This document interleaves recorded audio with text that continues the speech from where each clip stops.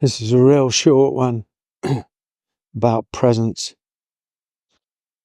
as the antidote to a restless, agitated mind. No, restless, agitated emotion. The answer is to go deeper. And the answer is to be present. And presence is simply the art of being here like this, without focusing, without forcing, without intending, without any kind of strategy. Actually, presence is empty of any doing. It certainly hasn't got any thinking in it, because it's deeper than that. It's beyond that. Presence is the sky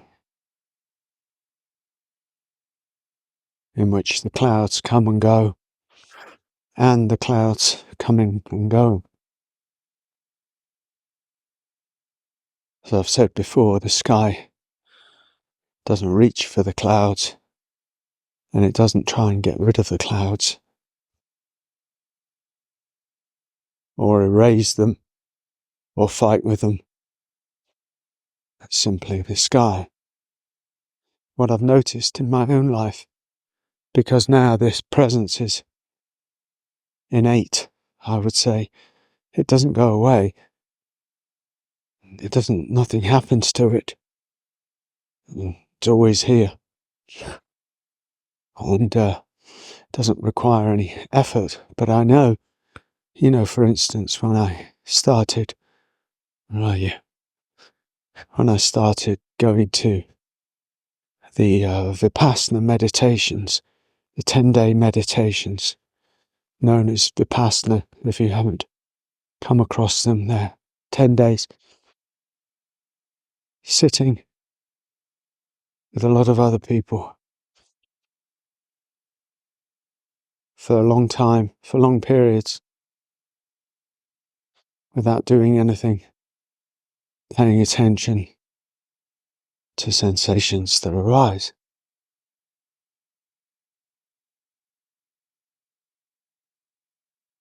Amongst other things, depending on what Vipassana you're doing. But anyway, this is not about that. This is not about the Vipassana itself, or about meditation itself. But I seem to remember how I was in those days. And I was a struggle. My emotions were a struggle. My mind was a agitated, restless monster. It's nothing like what I am today. It's quite extraordinary, really, I would say.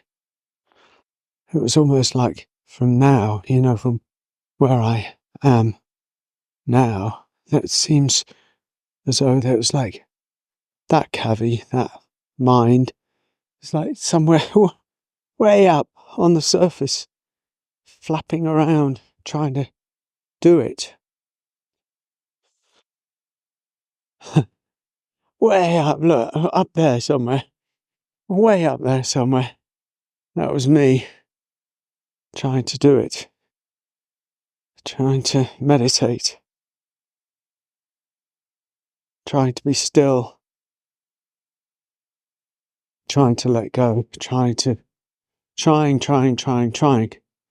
And it seems like you have to go through almost a long period, however long that is, a day, a week, a life, a month, a year, of trying before something almost gives in that trying.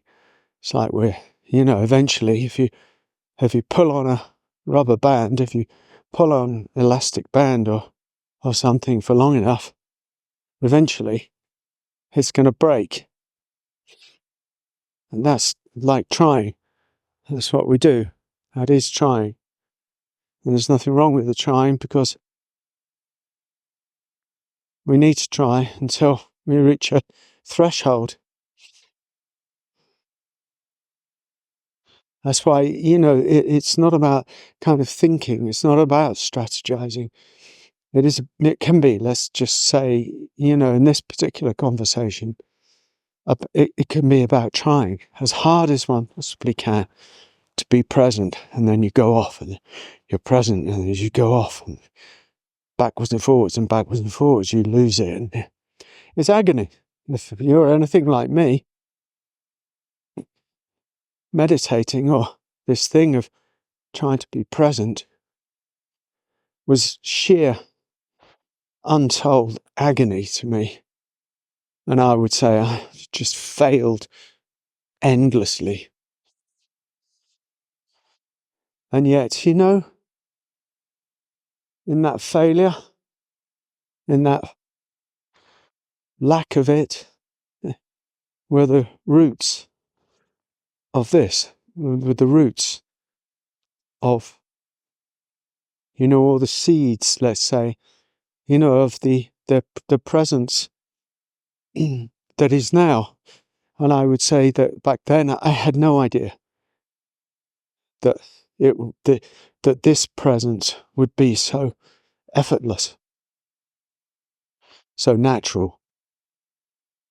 I had no idea then that so much effort would lead to effortlessness.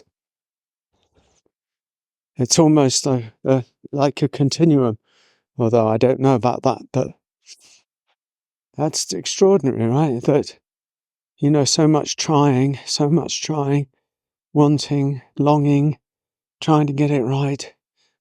And then by and by, the cliff of self, the one who's trying so hard, melts,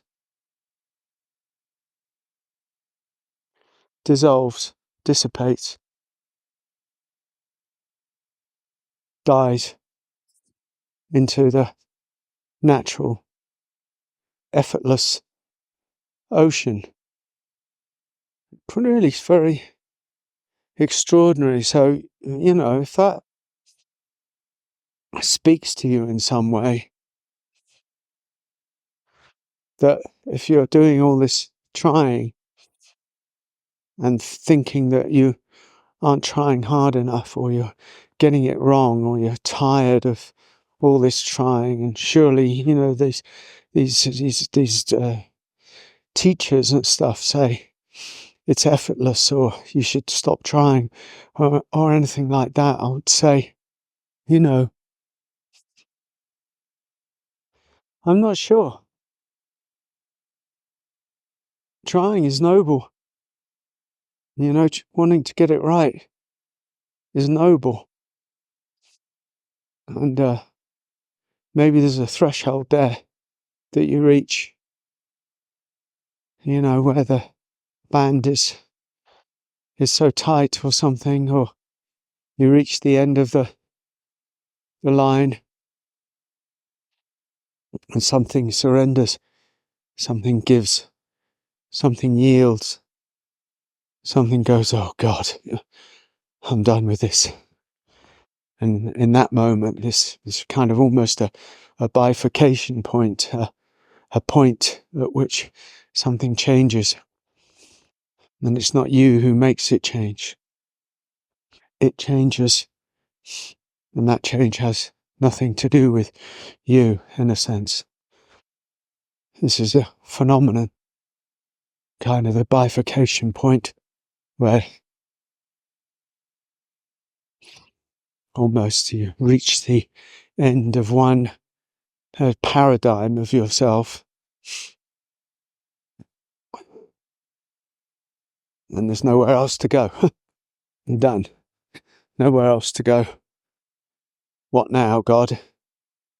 What now, existence? What now? I don't know. There's no guarantees of anything. At the end of the day, as I started the front of this video, an ever deepening commitment to a presence that is just this is all we really have. Everything else, as somebody said on my video the other day, everything else is just chatter. Silence of being. Here, now, is all we really have. And everything else is, kind of fluff around the silence. But, that's got worth as well. It's all got value, man. It's all got value. It's all beautiful. I hope this speaks to you. See you.